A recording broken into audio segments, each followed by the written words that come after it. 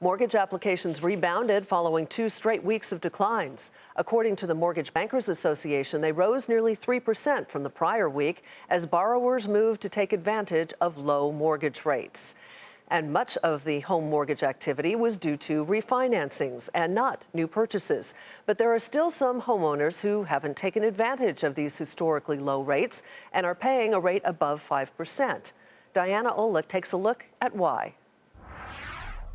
Positive economic news on the home front just made homes a little more expensive. As investors bailed out of the bond market, the yield on the 10-year Treasury, which mortgage rates loosely follow, rose to the highest level in weeks. So the average contract interest rate on the popular 30-year fixed is now around 3.5%, which is about 1/4 percentage point higher than it was last week.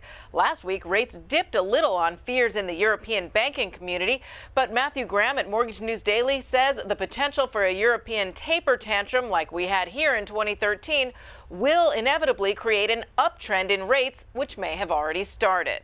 Which begs the question, if rates have nowhere to go but up, why are 1 in 4 borrowers with rates above 5% not refinancing? CoreLogic ran the numbers and found that a lot of these loans are either seriously delinquent or the borrowers had once been delinquent, so they wouldn't qualify for a refi at today's low rates. Another chunk of borrowers have so little balance left on their loans that a refi wouldn't really be worth it. And still others have loans owned by private investors, making a refi more difficult.